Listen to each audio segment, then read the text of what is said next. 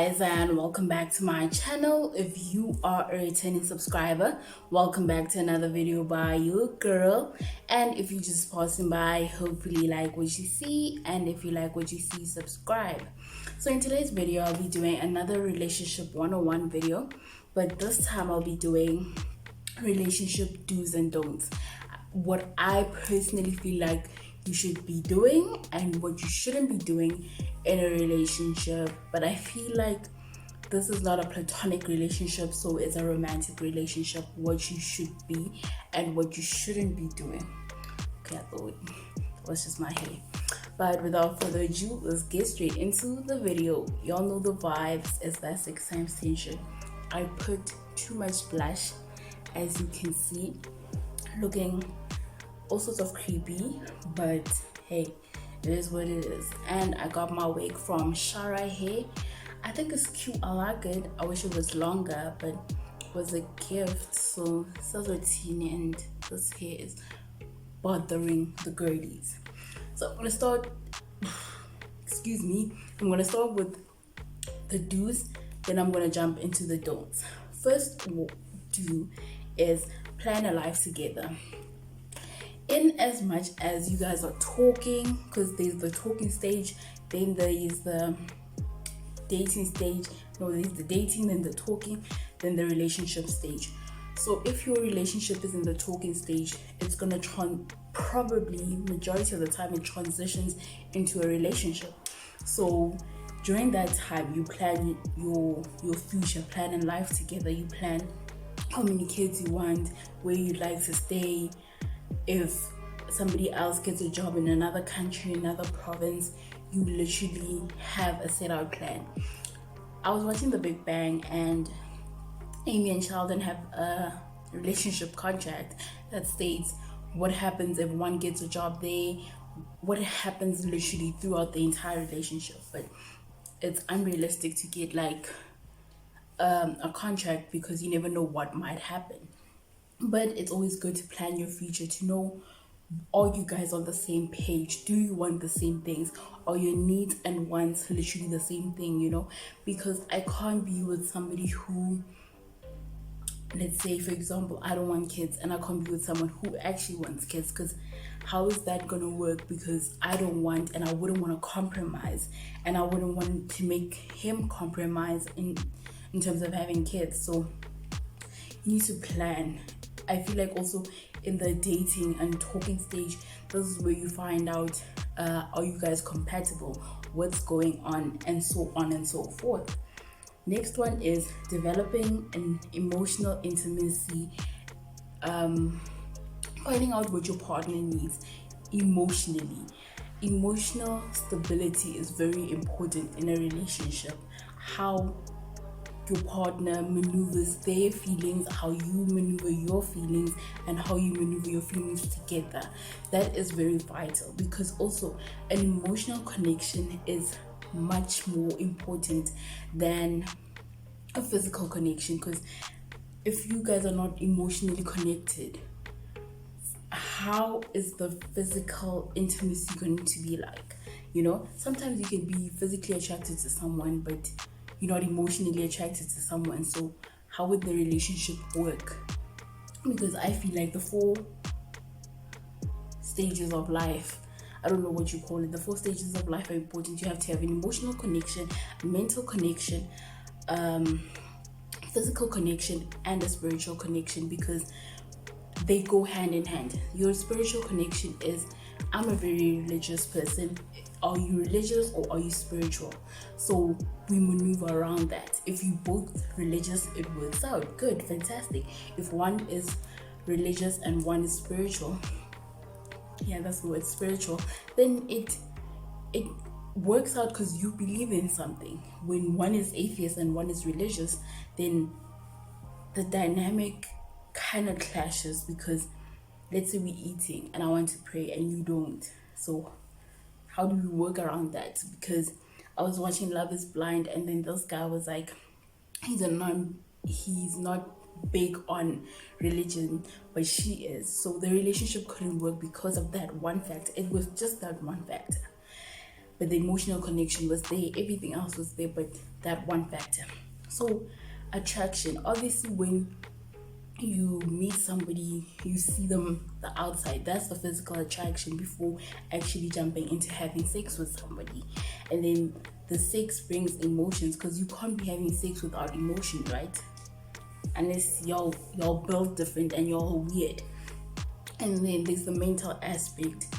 Is this person suffering from a mental illness? Is this person not? Do they have certain mental problems? Because I feel like everyone has depression, everyone has anxiety. Some people have bipolar, some don't. And it's okay to have a mental health problem or illness. It's okay. We all in this together, just that we in different stages of it together. So mentally, where are you? Where am I? Right? Emotionally, also, where are you? Where am I?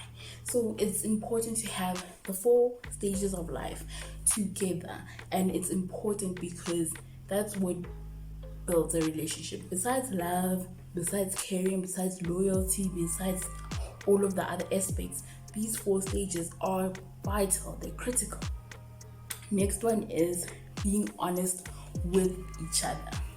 Being honest is like, it goes with everything. You need to be honest about, I'm not saying be honest where you're going, who you're doing it with. That's okay, you can do that, but be honest about where you want the relationship to go, how you want the relationship to be, how you are feeling, how your partner is making you feeling. It's part of communication, because when you're being honest, you're also communicating how you feel, and also being honest. It's like, if you do something behind your partner's back and you don't want them to find out, just tell them, because we as females, we are smart. We're gonna find out what you're doing, because men, I'm afraid to say, men are stupid. We're gonna catch you. And it's better for you to hear from the horse's mouth. Be honest. That's why when I'm in a relationship, I always be like, just communicate with me. In the morning, just say, hey, I'm going to be busy throughout the day. I won't talk to you. I'll talk to you when I'm available. At night, we catch up or whatever happens. When you're going out with the boys, hey, I'm going out with the boys. I'll talk to you later. Then when you come back, probably you text me, your back is safe. It's a safety issue also. Like, being honest in a relationship is like vital, because you can't be lying, because certain things, whatever happens in the dark comes to light. So why not just be honest from the jump? Be honest about who you are, what you want, what you need, and your future plans and your family dynamics, because sometimes your family dynamics will play a role in your relationship. So I'm not saying reveal secrets, no, bruv. What I'm saying is communicate what is happening. Let's say, for example, somebody, mother-in-laws is tricky. So communicate with me. What would you like and what would your mother like? Yes, you are marrying into the family, but you marry this particular person, but it comes in a package. So, just be honest. Be honest even about where you work, what you do for a living. Because now, let's say we date, next thing I know, you're a scammer or you're a hacker. Now the police are knocking on our doors. I am confused. Now I'm in the mix, yet I don't know what's happening. Be honest. Next one is know your partner's love languages. It is important because it's a way of communicating. So my love languages are physical touch. It's not with friends, bro. I hate it when my friends touch me, but I like it when my partner touches me. That's different, right? Physical touch, quality time, physical touch, and music. I'm gonna put music as a love language because I can't be sending you my songs if I don't think you deserve it or you worth it or you earned it. Music is a love language. I can't just be sending any Dick, Tom, and Harry my favorite songs. No, I can't just be playing any song with anybody. No, gotta think about it. So mine is physical touch. I like being touched in certain areas, certain times, all of that and all that. Just I like cuddling. I like hugs. So that I don't like hugs from like regular people. Like I like it from my partner. Quality time is vital for me. We have to spend time with each other. I don't care what we're doing, whether you're on your phone, whether we just taking a nap. Quality time is vital. If I don't see you, my heart does not grow fonder. You know, absence makes the heart grow fonder. Sorry, that term does not work with me. Absence makes me forget about you. I will literally forget about you. I'm sorry. Like, texting, it's okay, it's fine, it's whatever, but I need to see you, bro. I need to spend time with you. We need to be chatting like here instead of here, you know? So if my partner's love language is gifting, words of affirmation, they need to collide with yours, because also we're living in an economy where we can't just be gifting all the time. You know, your love language with gifting is even, you know, gifting does not necessarily also mean spending money. Gifting could be like picking up a flower and giving it to you, making me breakfast in bed. That's a damn gift, the gift of life. You know, such things. So your love language and your partner's love language have to be in sync, because I feel like if your love language and his love language is not in sync, it kind of like clashes in a sense. But love languages is not the main factor. The 4 stages of life are the main factor. Yeah. Next one is communication is key. Communication goes with honesty. You need to communicate with your partner. Like, for me, it's a safety issue sometimes. It's because, like, yes, you're a man, you can take care of yourself, but you never know. We live in a crazy world. Please text me, hey babe, I'm unavailable to talk to you to throughout the, okay, for example, in the morning. Good morning, babe, I'll be busy today, I won't be able to talk to you or call you throughout the day, but enjoy your day, we'll talk later. You at least said hi. I won't be available. I won't be here thinking, no, he's talking to his other bitches. No, he did. No, please. No, they. You didn't disappear on me. Then you text me at night, say good night, I had a hectic night, we'll catch up some other time. That is communication. Not you just, I had this other talking stage where it was definitely a talking stage, because bro, it wasn't gonna go anywhere. We would talk for a whole week consistently, back to back, like 3 times a day, 4 times a day, 5 times. We would have video calls, whatever. We would speak to each other hours on hours without end. Then he'd disappear for months, and I'm like, then he'd appear again. I'm like, why didn't you communicate that? Listen, I'm going through 1, 2, 3, 4. I need some space. Listen here. Communicate, because I'm such a big communicator. I communicate literally anything and everything. Like the smallest thing, I will say, yo, listen, I'm not good. I'll talk to you when I'm okay. Yo, I need some space to deal with 1, 2, 3, 4.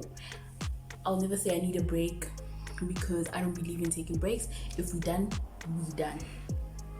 Next one is taking care of yourself while being in a relationship. Yes, the relationship consists of the 2 of you guys, but you need to take care of yourself. It's like now you cut out everyone and you make your partner your friend, and your partner has other friends when he's or she is with, or they are with other people. What are you doing? Because now you've centered your life around this one person, yet they didn't do the same. Never cut off your friends, never cut off your family members for a partner. Let me repeat that. Never cut off friends or family, even colleagues, because of your partner. Why? Is your partner doing the same? If not, why the fuck are you doing it? 2, why are you doing it in general? Because you guys need a life outside of each other. That's when you're taking care of yourself. That's when you with yourself. Your thoughts are with yourself. Besides you being together as one. Because Mina, if I'm in a relationship, we are one. Literally, we are one. In as much as being one is when you marry, but whatever, it's also Ian, literally. So I feel like it's important to take care of yourself, like take care of your needs, your wants as an individual, and then take care of your needs and wants with your partner. Because I feel like taking care of yourself is like self-love. People always proclaim self-love, yet they don't love themselves, but they want someone else to love them. How do you want someone else to love you when you can't love yourself? Make it make sense, because it's not making sense to me at all. I don't get it. Next one is take ownership. If you are wrong, if you did your partner wrong, or if something went wrong, wrong, take ownership. Apologize. Baby, I'm sorry I said this.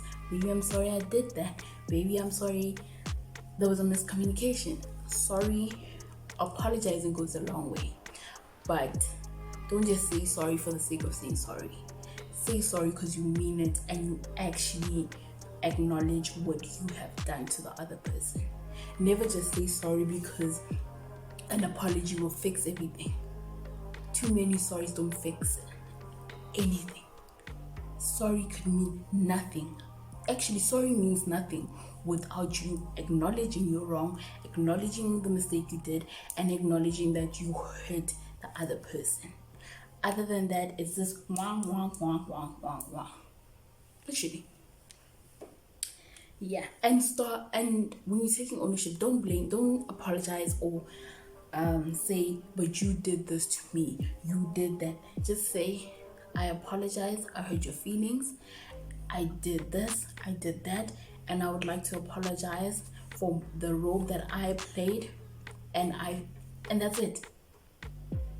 And then the other person will be like, I also acknowledge that I did 1, 2, 3, 4, and I apologize for 1, 2, 3, 4. Yeah, that's it. Next one is showing appreciation. For me, the smallest things matter. I don't care, you can buy me a Lamborghini, it does. Cool. The smallest things matter. Calling me, checking up on me, thinking about me, coming to see me at my place, or me going to see you at your place. Literally the smallest gestures mean a lot to me. Giving me a pet name, not it just being baby, because babies come. The smallest things matter. You remembering our first date, the first time we started speaking to each other. Literally the smallest things matter. Show appreciation. When your partner does something for you or says something to you, show appreciation. Because lack of appreciation is also another thing that affects relationships. It's like, you're not appreciating my effort, but I'm appreciating yours. We're not in sync with each other. What the fuck is going on?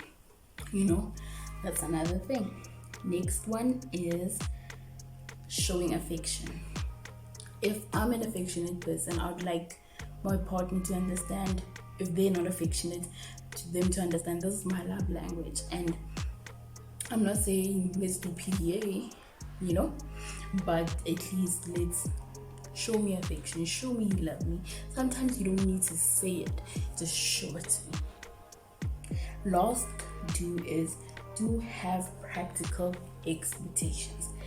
This thing of saying, okay, I learned it the hard way. Stop saying I'm leaving room for disappointment.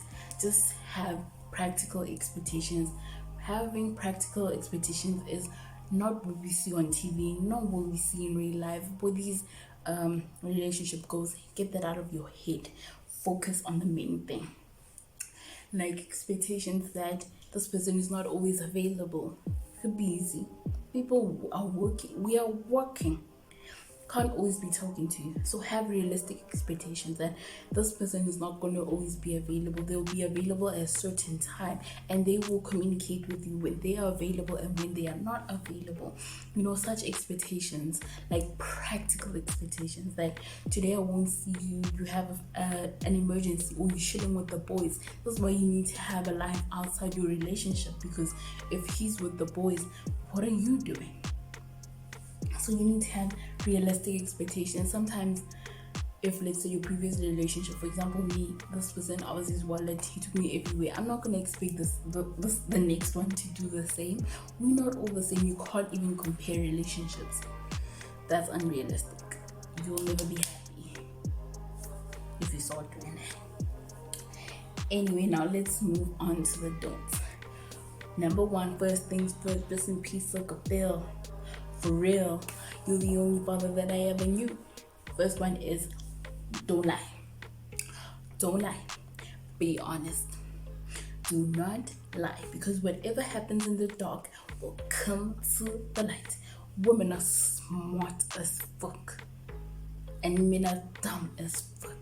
Because when men cheat, the women find out. Men don't know how to cheat. And I'm not saying cheating is a good thing. So don't lie. Be honest. Be brutally honest. Be straightforward. Be cutthroat. Guys, you can be honest and be cutthroat and be straightforward without hurting the next person's feelings.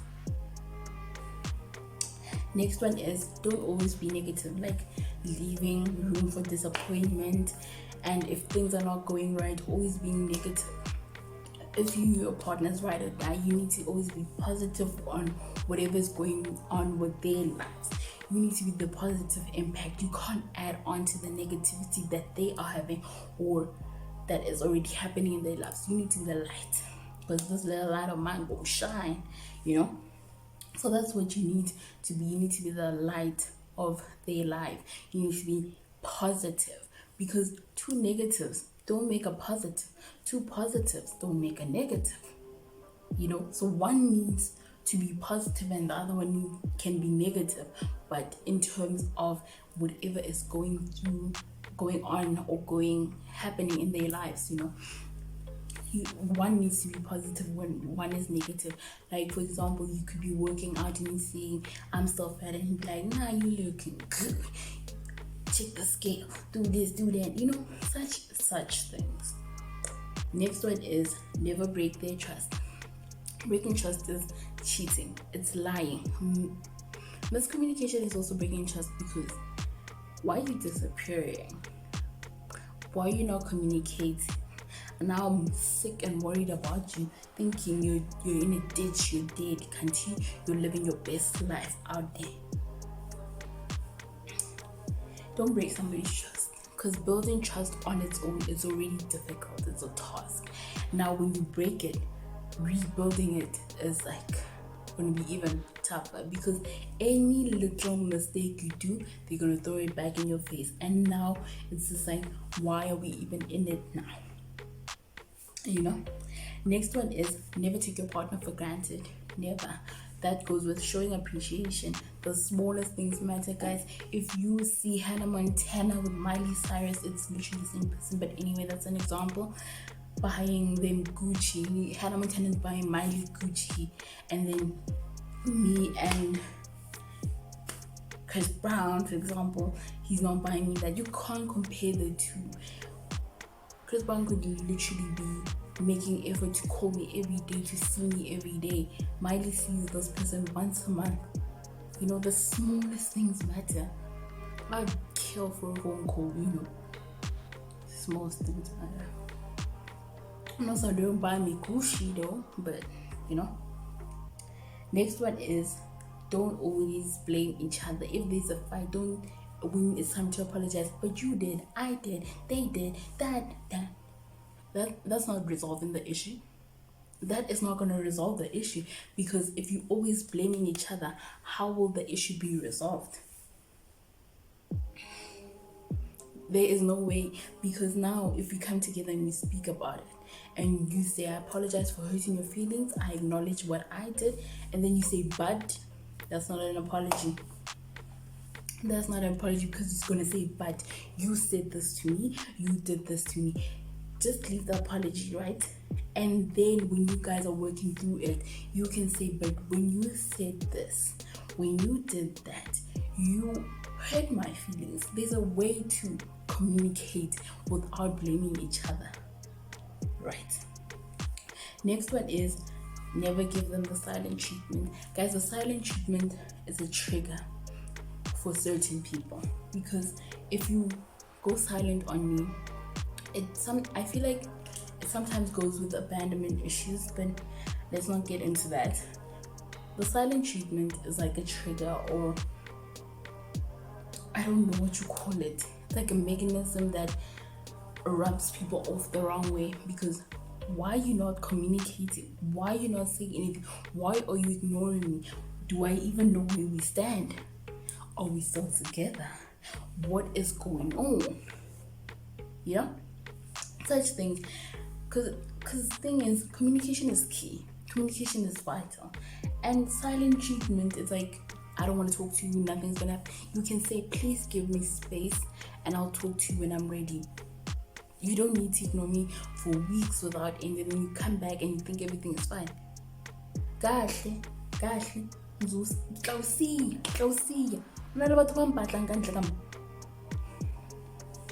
Be warned. Next one is, don't play on their weakness or past. Never bring people. If I tell you my past and you're always throwing it in my face when there's a fight or anything that's happening, or even jokingly, never throw my weakness or my past in my face. Like, bro, I told you that in confidence. I told you that in confidence. I told you that as a way of us getting to know each other and us building each other up, instead of saying in your past you did that, or your weakness is this. If I tell you my weakness, I want you to find my strong suits when I can't find them. When I tell you my past, I want you to, if I say silent treatment is a trigger for me, please don't do it. Don't do it. If I say the last relationship I was in, the person never communicated, please communicate with me, because some things give you PTSD. And now when you do the same thing that I'm telling you that happened to me in the past, and you bring it up, it's just like, you bringing back my traumas? We go play dirty like that? What we're not gonna do is play dirty like that. Next one is, don't assume or blow things out of proportion. Yay, always jumping into conclusions. Ask, and it shall be given unto you. Ask. Guys, as females, we jump into conclusions, we dive, going hard. We don't play. When it comes to that, you assume things. And thing is, I understand it's natural to assume things, because you can get a text and you can assume somebody saying this, can't they actually saying another thing? But just ask. It is okay to ask and not to assume or blow things out of proportion. Let's say, for example, he liked somebody else's picture, another girl. Now you think they're dating, now you blow things out of proportion, can't you? It was just a cool ass picture. Y'all damn crazy. Next one is, never curse each other when you guys are angry. I get it. Me, I'm vulgar AF. This dirty. My partner was like, even to me, you need to rinse your mouth because it's dirty, it's filthy. Because when I'm angry, well, obviously the first word is fuck, shit, bitch. Like those are the first things that come to your mind when you're angry. When you bump into something, you're like, fuck, shit, bitch. Any of those.